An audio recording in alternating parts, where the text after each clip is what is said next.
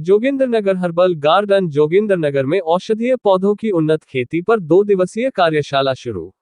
SDM doctor Vishal Sharma ने किया शुभारंभ। किसान जानेंगे औषधीय पौधों की उन्नत खेती के गुर।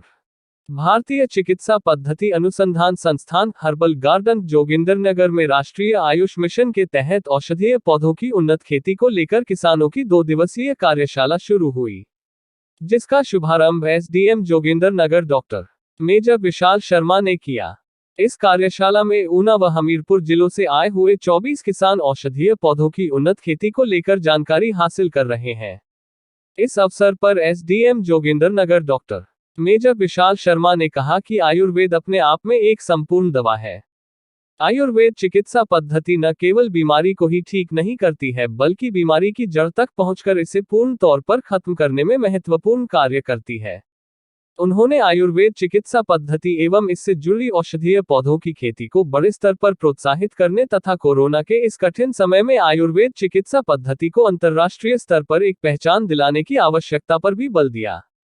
उन्होंने कहा कि किसानों के पास खाली पड़ी या फिर बंजर भूमि में औषधीय पौधों की खेती को प्रोत्साहित करने से न केवल बेकार पड़ी जमीन का सही इस्तेमाल सुनिश्चित हो सकेगा, बल्कि इससे किसानों की आर्थिकी को भी सुदृढ़ करने में मदद मिलेगी। उन्होंने आयुष विभाग के माध्यम से किसानों के उत्थान के लिए शुरू की गई विभिन्न योजनाओं की जानकारी को धरातल तक ले जाने के लिए कार्य करने पर भी बल दिया, ताकि ज्यादा से ज्यादा किसानों को औषधीय पौधों की खेती से जोड़ा जा सके। एसडीएम ने आयुष विभाग को सीधे किसानों से जुड़े अन्य विभागों जैसे कृषि, बागवानी, उद्योग तथा प्राकृतिक खेती के साथ व्यापक समन्वय स्थापित करने की आवश्यकता पर भी बल दिया, ताकि ज्यादा से ज्यादा किसानों को सरकार की विभिन्न योजनाओं से लाभान्वित किया जा सके। उन्होंने आने वाले समय में इन विभिन्न विभागों की एक समन्वय कार्यशाला के आयोजन पर भी बल दिया।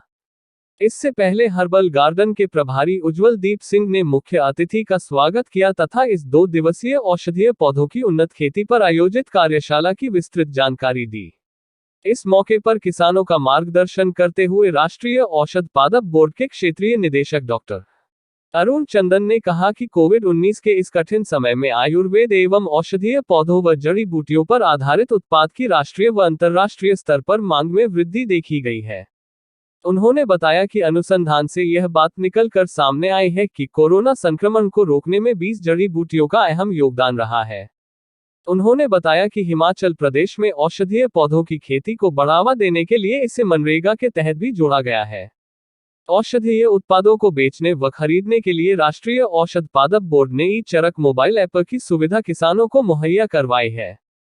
इसके अलावा किसानों के उत्पाद एकत्रित करने को ब्लॉक, उपमंडल तथा जिला स्तर पर भी संग्रहण केंद्र स्थापित करने की दिशा में कार्य किया जा रहा है। साथ ही प्रदेश में तेज पत्ता व तिरमर पर आधारित 3 प्रसंस्करण इकाइयों की स्थापना पर भी काम हो रहा है। मल्टीपर्पज मशीनें हैं, वही हम सोच रहे थे कि जब आपके साथ हम करेंगे लाइव डेमो तो हम उसी के लिए कुछ पार्टिसिपेंट्स को बुलाएंगे। जो हमने ये जो लाइव वर्चुअल जो जनसंवाद का कार्यक्रम इसलिए शुरू किया था क्योंकि यहाँ पे मेरे पास एसडीएम ऑफिस में कई तरह के लोग आते हैं, कई तरीके की मदद मांगते हैं। तो मैंने ये रियलाइज किया कि स्कीमें तो हमारे पास बहुत है, फंडिंग भी है, सब कुछ है, रेलिवेंट डिपार्टमेंट्स हैं।